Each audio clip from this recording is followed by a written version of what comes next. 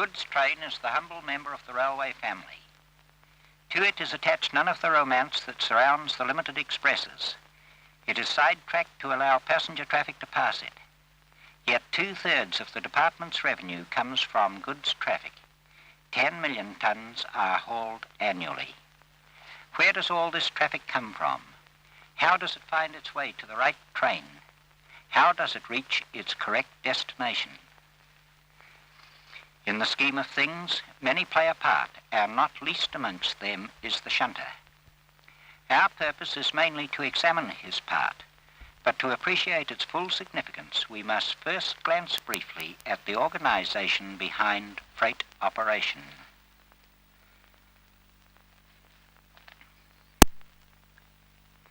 Wherever the railway touches centres of population, there will we find its sidings and its goods sheds, all hives of activity in both the town and the country. The twin ribbons of steel go down to the sides of the ships, and railway wagons wait to receive the wealth of other lands, or to discharge into their empty holds our wealth in exchange. Transport, that vital link between place and place, country and country, that gives us our standard of living in this our modern age, that transfers the goods by which we live from their place of origin to the place where they are most desired. Transport that produces nothing tangible, yet forms half the cost of all commodities, as it converts the unwanted surplus of one locality into the eagerly awaited requirements of another.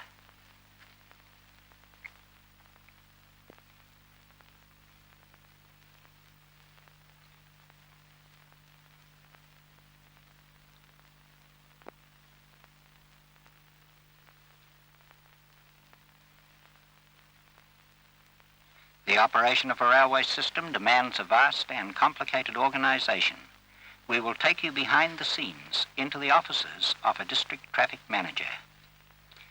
There we find the wagon supply officer and his staff collating the information of traffic offering and empty wagons available or required, as it is telegraphed or telephoned from stations near and far.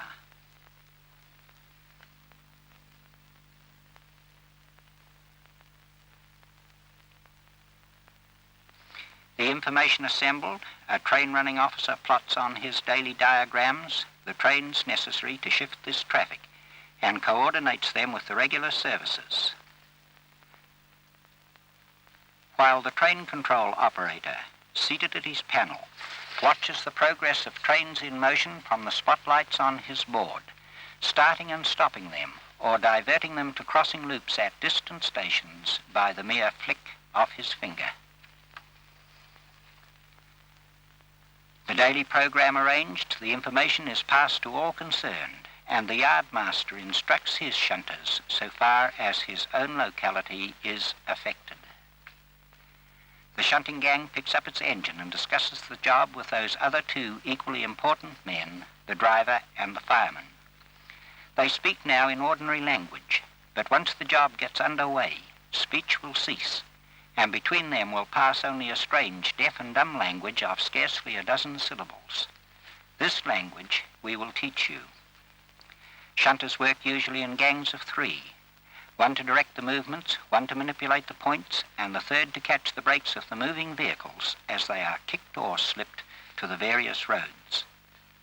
On the leading shunter falls the responsibility of deciding how the shunting shall proceed, for his is the task of sorting the loaded and empty wagons so that all reach their several destinations by the proper trains. This is called marshalling.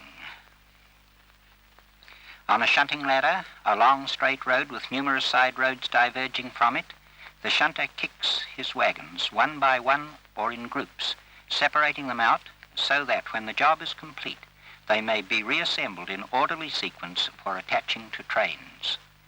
Wagons are always placed on trains in station order. As the train proceeds, the wagons to be put off at intermediate stations are thus together and at the front. This is the main portion of the shunter's work. It demands experience, a level head, and physical fitness. Every movement has to be predetermined. To bring about the required sequence in the fewest possible moves is the hallmark of good shunting. Always the shunter works against time. A misplaced wagon may cost many minutes to rectify and perhaps delay a waiting train. In marshalling, the first step is to ascertain the destination of all wagons from the cards attached to them by the member supervising loading.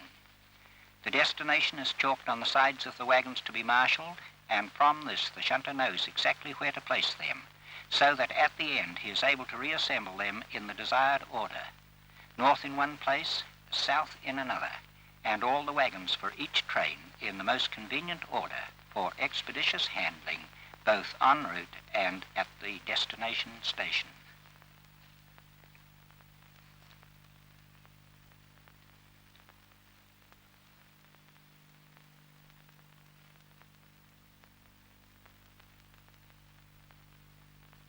When the wagons are correctly marshalled for one train, the shunting engine places them on the departure road.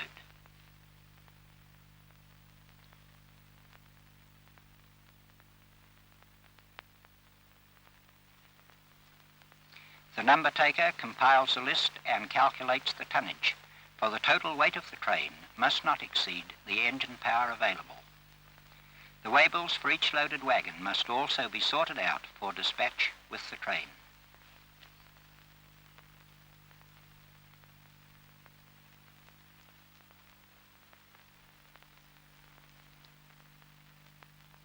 Similarly, the guard inspects his load and records the data necessary to compile his running sheet. Finally, he receives his train list and waybills from the number taker.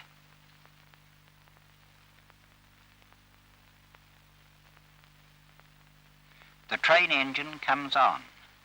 The train examiner inspects the vehicles for mechanical defects and tests the brakes. In the signal box, the signalman receives authority to dispatch the train. He places the starting signal to proceed.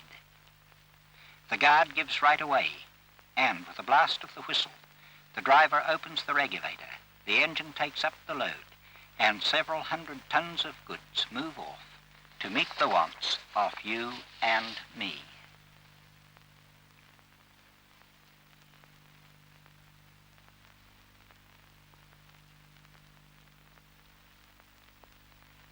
Yes, the shunter is a key man in railway operation. By day and by night, in sunshine and in rain, his work goes on. And all the time, as he turns his points, signals his movements, and chases the brakes of moving vehicles, he exposes himself to considerable risk unless safety first principles govern his every action. This is no work for the novice. So, for you, the man who will someday be a shunter, or who includes some shunting in his daily routine, this film has been made. It will show you how the shunter works, what he has to do, and more important still, what he must avoid. Watch these shunters at work, copy their example, and above all, like them, be careful. The shunter's clothing is important. A flapping coat is a constant source of danger. The button should be intact and the coat kept securely buttoned.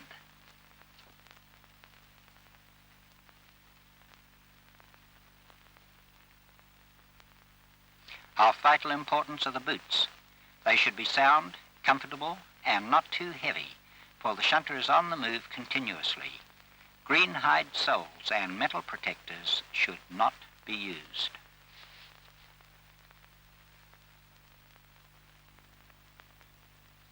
This shunter should keep his coat buttoned.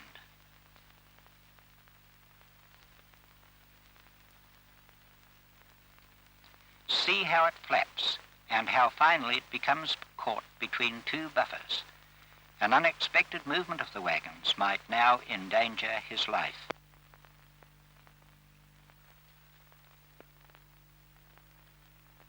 By day, the shunter conveys his signals to the driver by the movement of his arms. All signals must be given clearly and distinctly, and where possible, on the driver's side.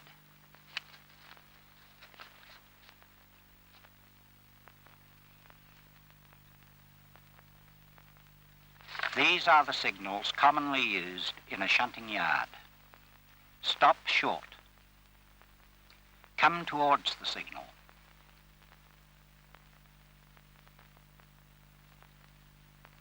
Stop. Move away from the signal. Stop. Pull out. Stop. Danger. A short kick. Stop. A long kick. Stop. The slip signal. Cut off. Ease up.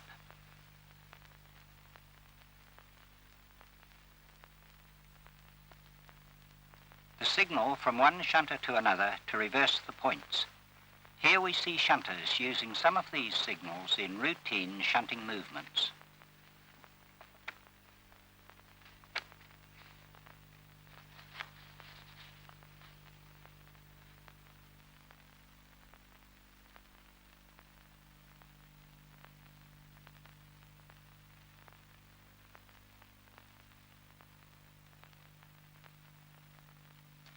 By night, the shunter uses a hand lamp to signal his movements. The lamp shows 3 lights, white, red, and green.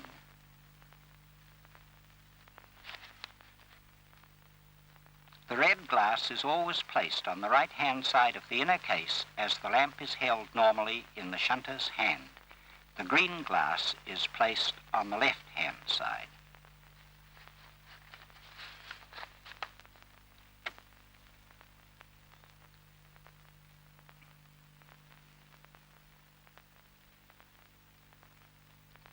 The colours are controlled by means of the 3-prong trigger at the top of the lamp. When held in the right hand, a flick of the index finger changes the light from white to red. The thumb is used to change the light from white to green. If the lamp is held in the left hand, the procedure must be reversed.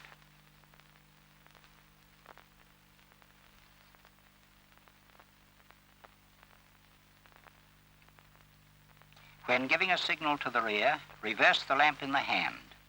Do not attempt to twist the wrist or the signal will not be clear to the driver. Learn to operate the colours, holding the lamp in both positions and in either hand.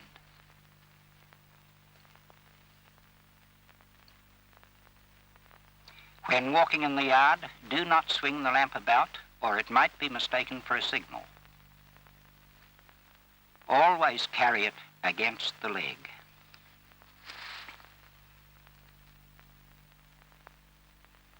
Waved across the body, the light means come towards the signal, at normal speed if white, and slowly if green.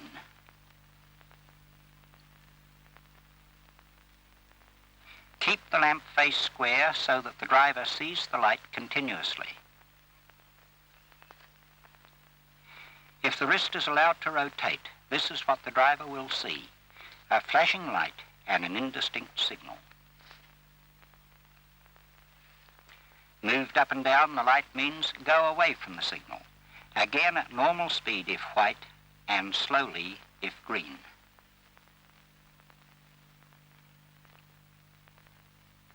Keep the lamp face square.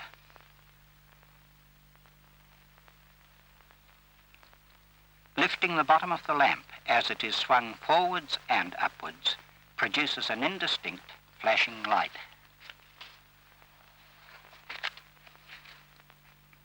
Speed is regulated by the amount of swing imparted to the signal. As the swing is varied, the driver will vary his speed accordingly.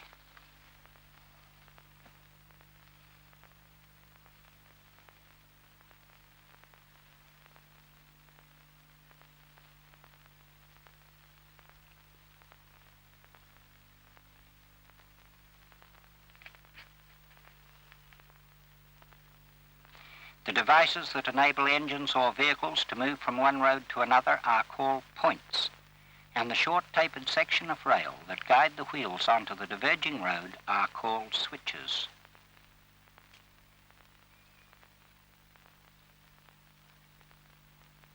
Points may be operated from a signal box by motors or other means, or they may be operated by hand levers.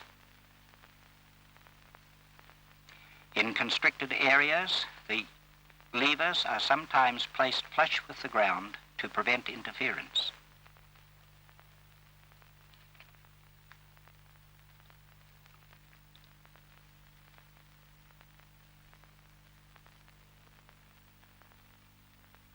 In shunting yards, however, weighted hand levers are generally used.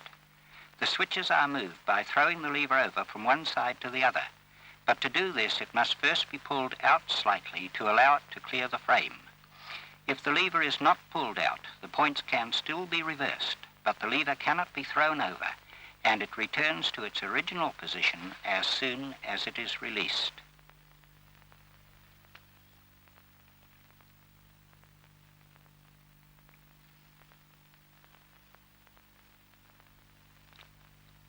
These holds permit the lever being strapped in one position. The points can then be reversed only so long as the lever is held. Dust or dirt may prevent the weighted lever from completely closing the points. Always keep your eye open for levers in a cocked up position and restore them immediately. Half-closed points can cause a derailment. Here we see how half-closed points have caused the leading wheels of a wagon to take one road and the trailing wheels the other. Turning the points between the axles of a wagon will produce the same result.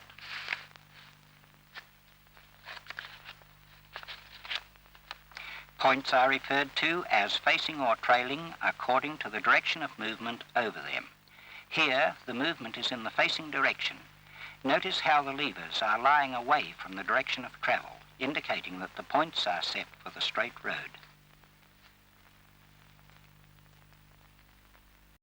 When moving in the reverse direction, the points are said to be trailing. As set for the straight road, the levers lie towards the oncoming engine. If trailing points are set against an oncoming vehicle, the leading wheels force the switches across and the weighted lever restores them to the original position as soon as the vehicle has passed. No harm is done if the points are hand-operated, but if the points are interlocked, the movement of the switches will damage the connecting rods. Here, shunters are operating hand points in routine shunting movements. This shunter is about to split. Notice how he not only throws the lever over, but also holds it down momentarily to prevent rebound, which could open the points slightly in the face of the oncoming wagons.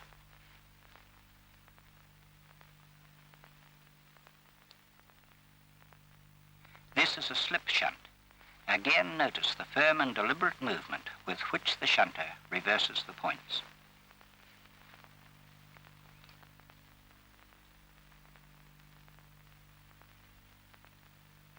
Points may also be operated by spring-controlled levers. Here the operation is the same for either setting. The lever is simply pulled and a spring operates the switches, the lever returning to its normal position. A further pull of the lever restores the points to their original setting. With this type, it is impossible to tell how the points are lying by observing the lever. The advantage is that the action is more positive. There is no danger of rebound. Watch this shunter jumping off the wagon. Notice how he passes the lever before dismounting.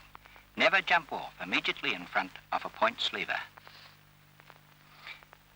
When vehicles pass over spring points in the trailing direction, the switches remain reversed, unlike the weighted lever type, which return to their original position as soon as the vehicle has passed.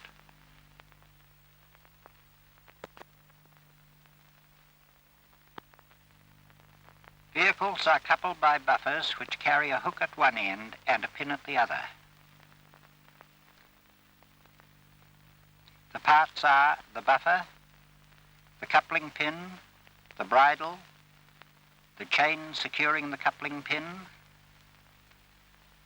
the Westinghouse brake hose, side chains, Westinghouse brake tap,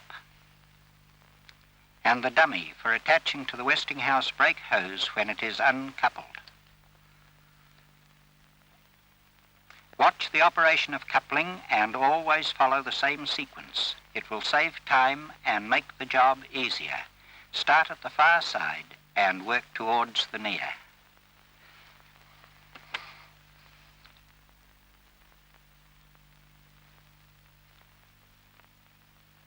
Follow the reverse procedure in uncoupling. Again, notice the economy of movement.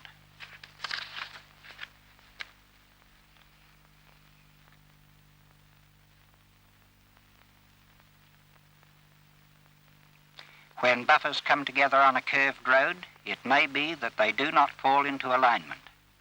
Do not attempt to force them into position with the hand or foot, as they are under compression, and this may cause the hook to spring back. Ease the engine away to release the compression.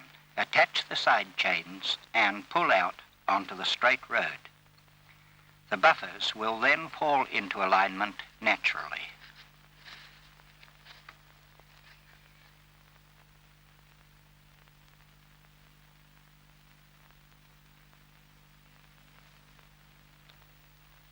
Alliance automatic couplings are standard equipment on express cars and electrical multiple units. Coupling is entirely automatic.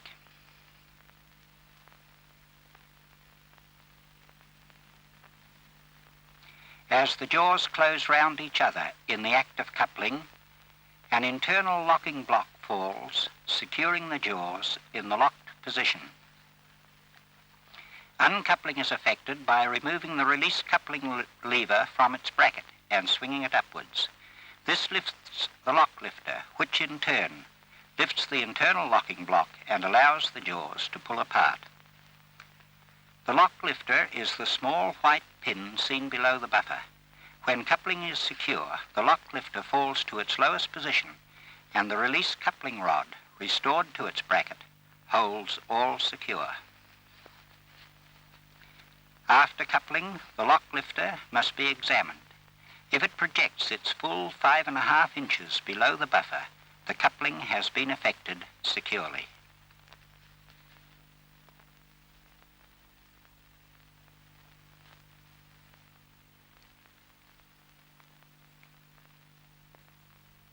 An adapter link is provided to couple an automatic coupler to an ordinary buffer. This is inserted in the automatic coupler, and the coupling pin is then passed through the buffer and the link.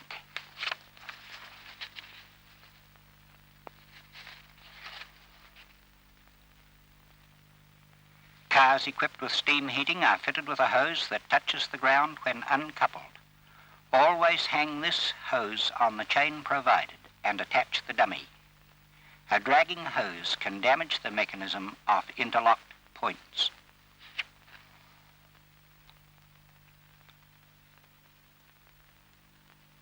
This is the standard handbrake. It is operated by a ratchet and pawl attached to the brake lever, which sits in a crotch. To apply the brake, lift the lever from the crotch, force it down and engage the pawl. To release, apply pressure, disengage the pawl and restore the lever to its crotch. Worn brake blocks will cause the lug at the end of the ratchet to contact the pawl frame. This can jam the thumb. Always keep your thumb well away from the pawl frame, and if you find a wagon in this condition, chalk it for repairs.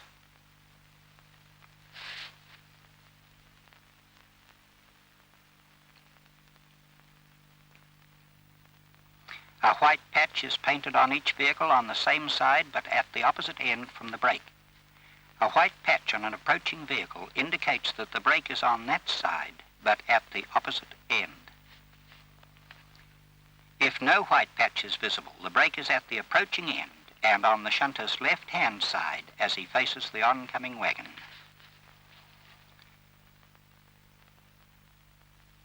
When operating the handbrake, do not place the hand inside the grip. The brake is under tension and may rebound when the pawl is released. Always grasp the handle outside. When braking a wagon after it has been kicked off, reduce the initial speed and then regulate the pressure so that the wagon drifts quietly to the required position.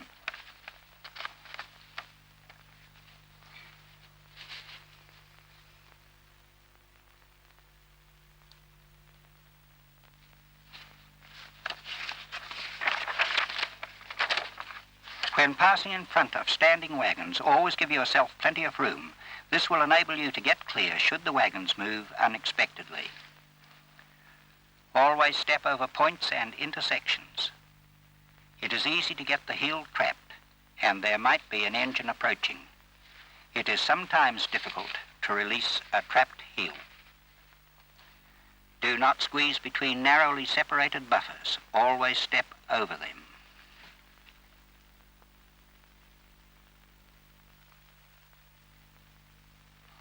Do not attempt to step onto the cowcatcher of a moving engine if the driver has the cylinder cocks open. The step is small and you might miss it if your vision is obscured by steam.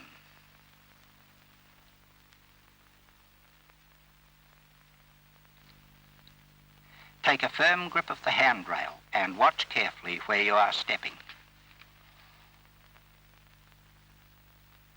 Remember, use the handrail. Keep the feet squarely on the step, and if the engine is moving quickly, do not attempt to step on at all. The step is not big enough to hold two men safely. Only one man should ride on each step.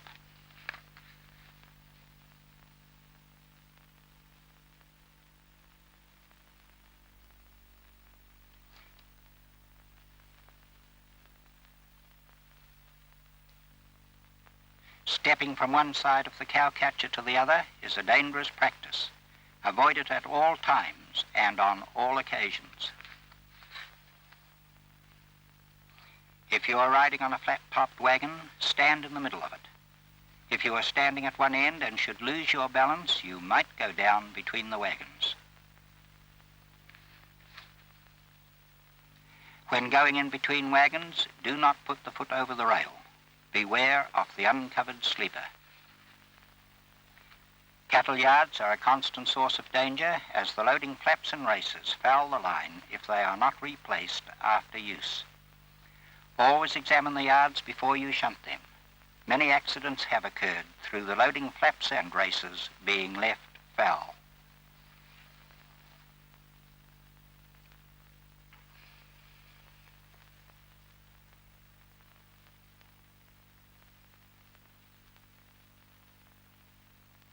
In some electrified yards, the power is cut off the overhead when not in use. The power must be turned on before taking an electric locomotive in.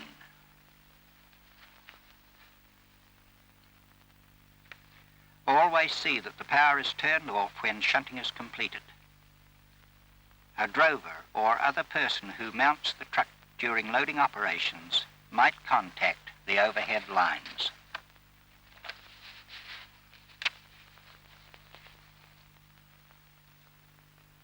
A high-sided wagon next to an overhanging load of timber could cause a derailment on a curve. Always choose a low-sided wagon to run overhanging timber. Watch clearances carefully when shunting insulated and box wagons. Although there may be sufficient clearance at headstock level, the cant on the diverging road may throw the wagons over sufficiently to cause contact at the top.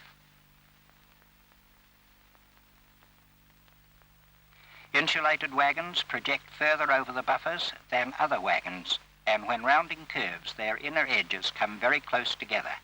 A shunter riding between two insulated wagons should always watch this. On no account should the knee be placed against the adjoining wagon. When a wagon has been derailed, it must not be placed back in traffic until it has been examined by a train examiner.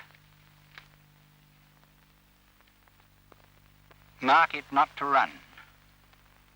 Although it may look intact, the bearing brasses may have been displaced and the axle bent.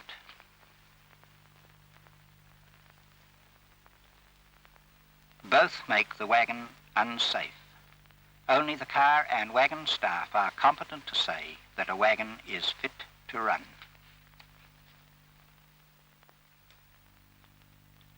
Three short blasts of the whistle repeated means apply brakes.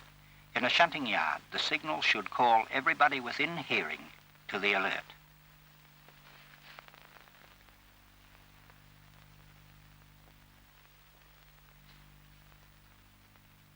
The members of a shunting gang should always be on the alert to ensure the safety of one another.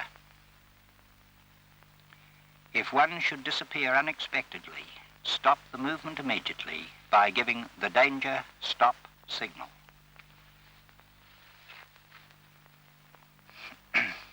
And so we have told you some of the do's and don'ts of shunting. Much has been left out that might well have been included, but we trust enough has been said and demonstrated to teach this one great lesson, that shunting demands constant care and vigilance.